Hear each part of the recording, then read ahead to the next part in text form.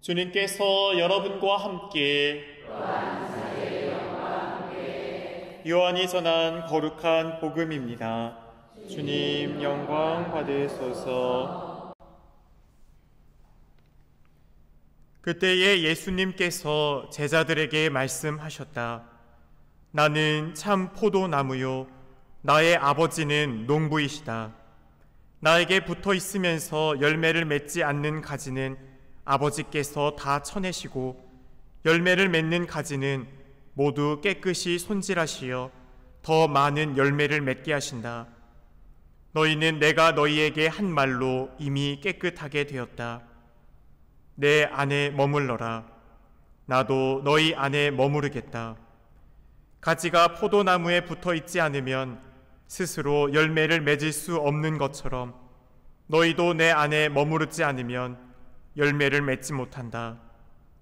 나는 포도나무요 너희는 가지다.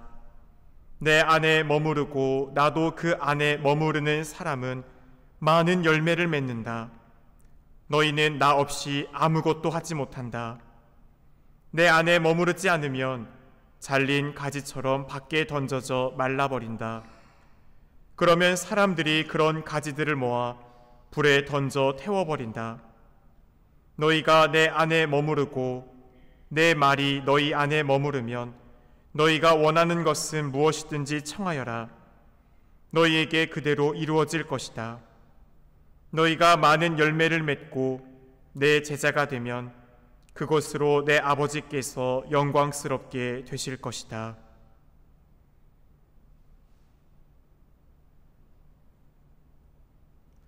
주님의 말씀입니다.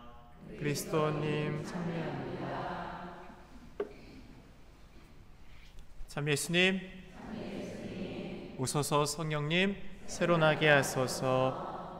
주님과 우리의 관계는 뗄래야 뗄 수 없는 관계임을 나는 포도나무요 너희는 가지다라고 오늘 예수님께서는 표현하셨습니다. 믿는 이들과 그리스도와의 일치를 주제로 하는 오늘의 복음은 인생의 두 가지 길이라는 성경의 근본적인 주제를 우리에게 다시금 상기시킵니다. 인생에는 주님 안에 머무는 사람의 길과 주님 안에 머물지 않는 사람의 길 두 갈래가 있습니다. 그리고 어느 길을 선택하는가에 따라 인생의 모든 것이 달라집니다. 이미 구약에서 신명기 30장 15절을 통해 주 야훼 하느님께서는 우리에게 인생의 이 두 가지 길에 대한 것을 분명히 말씀하셨고 우리가 살기 위해서는 생명의 길, 하느님을 선택해야 하는 것을 말씀하셨죠. 보라, 내가 오늘 너희 앞에 생명과 행복, 죽음과 불행을 내놓는다. 너희와 너희 후손이 살려면 생명을 선택해야 한다. 주 너희 하느님이 생명이다 라고 말씀하셨죠. 우리들의 삶 속에서 하느님을 선택하는 그 길이 우리의 삶의 궁극적 인생의 방향이고 우리들이 열매 맺는 길입니다. 첫 번째 길은 오늘 복음에서 말하듯이 참 포도나무이신 예수님 안에 머무름으로써 우리가 생명을 얻고 열매를 맺는 길입니다. 우리는 어머니의 뱃속에 있는 태아에 비교될 수가 있습니다. 태아는 어머니와 탯줄로 이어지지 않고서는 살 수가 없습니다.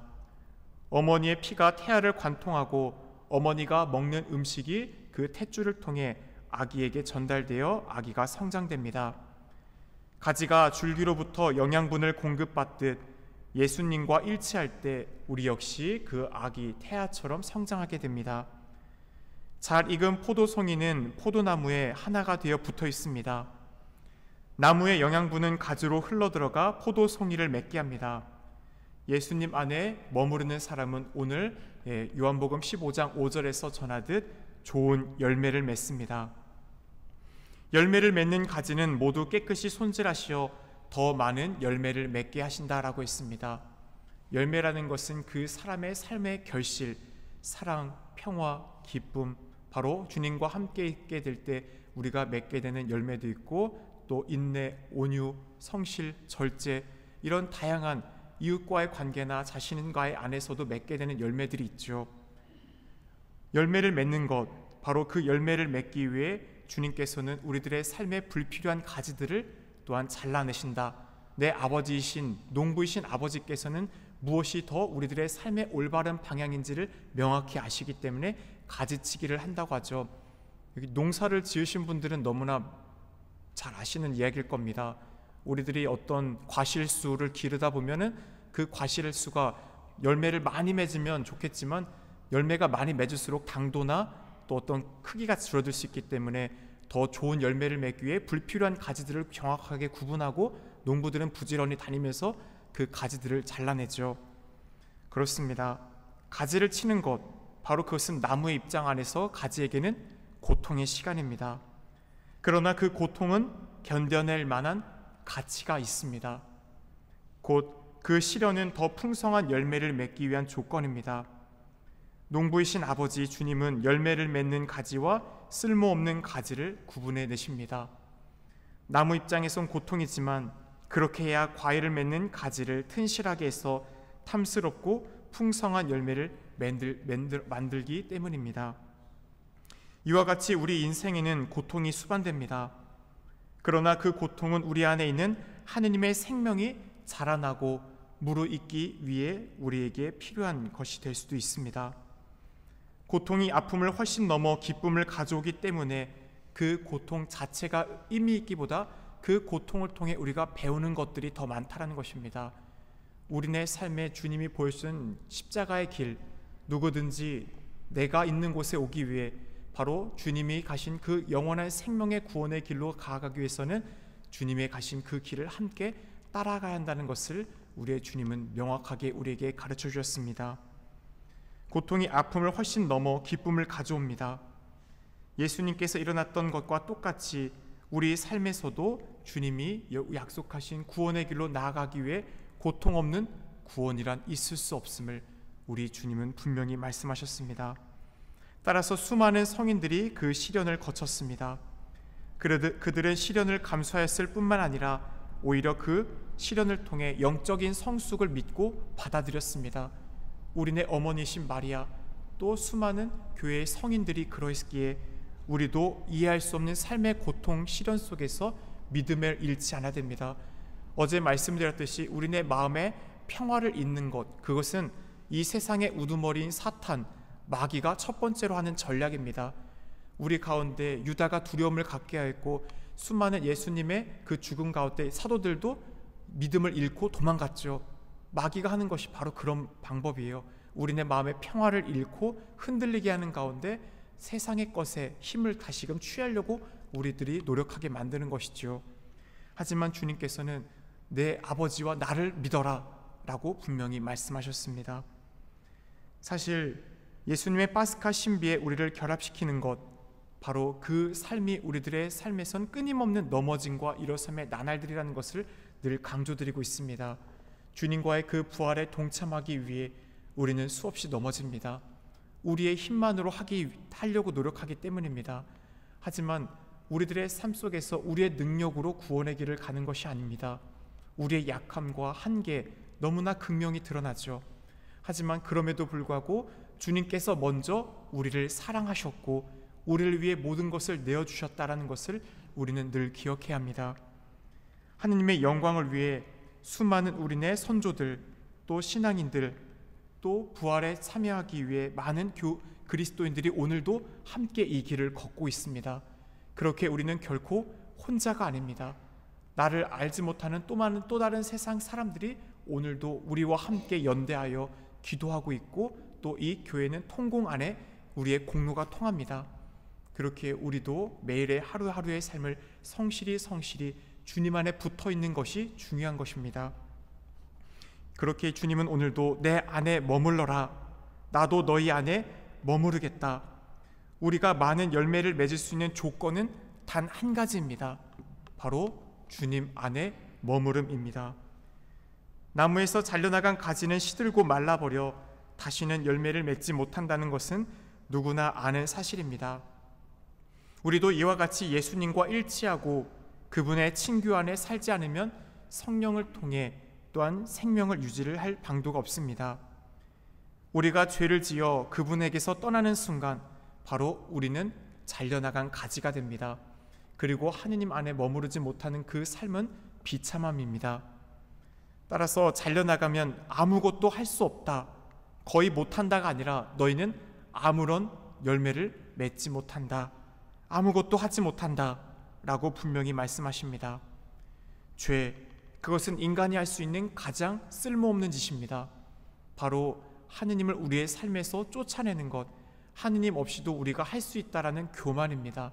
하지만 오늘 주님이 분명히 말씀하셨듯이 우리는 그분 없이 아무것도 할 수 없습니다.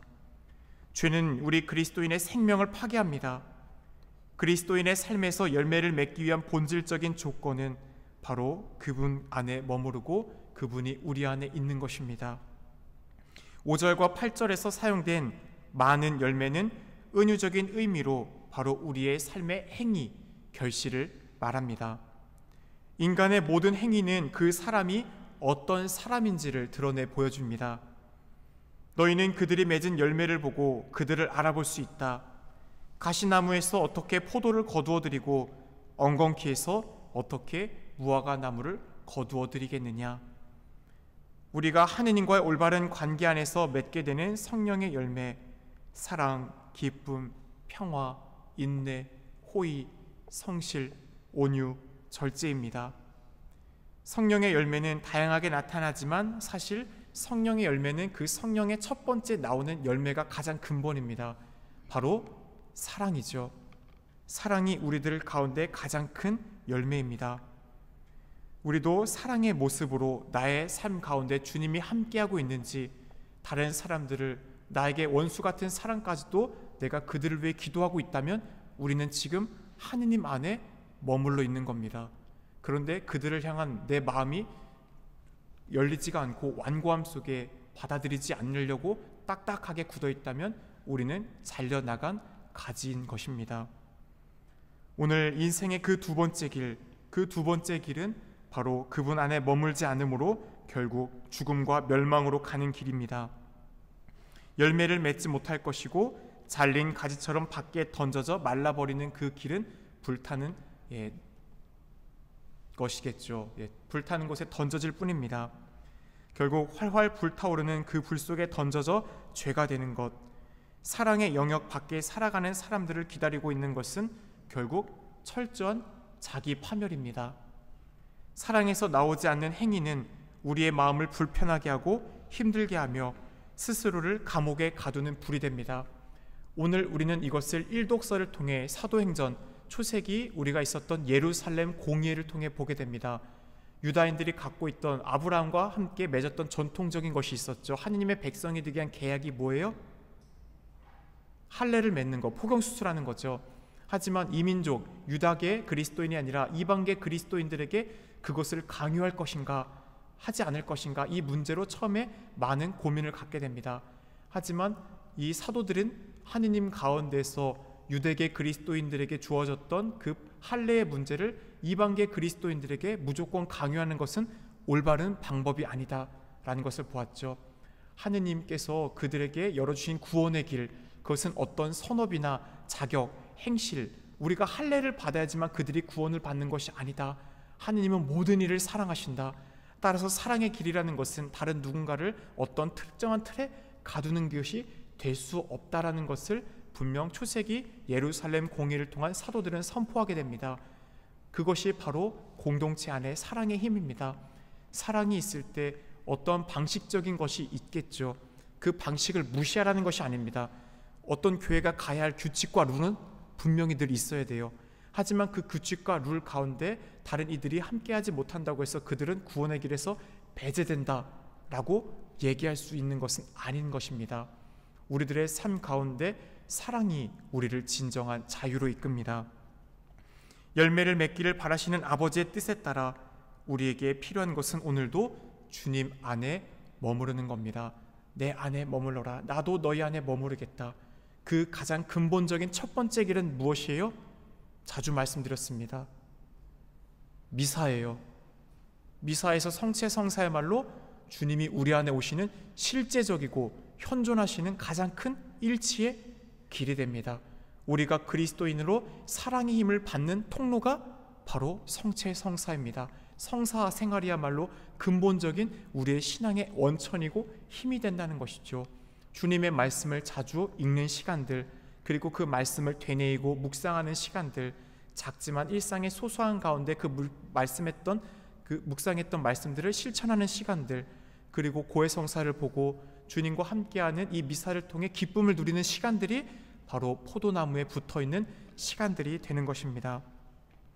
줄기에서 떨어진 가지는 뿌리에서 올라오는 수분과 영양을 공급받지 못해 말라 죽게 됩니다. 마찬가지로 우리도 예수님과 접촉이 결핍되면 영적인 사랑의 힘을 점점 잃어버리게 됩니다. 따라서 다른 사람들을 용서하지 못하고 마음이 완고해지고 미움과 시기, 질투하는 마음만을 갖게 되는 것이겠죠. 결국 기도하지 않을 때입니다. 선행을 베풀지 않고 성사 생활을 게을리할 때 결국 사랑의 힘을 점점 잃어 메말라 던져질 뿐입니다. 열매를 맺을 것인가, 잘려져 불에 던져질 것인가, 이제 결과는 우리의 삶의 선택에 있습니다. 나는 포도나무요 너희는 가지다. 내 안에 머무르고 나도 그 안에 머무르는 사람은 많은 열매를 맺는다. 잠시 묵상하겠습니다.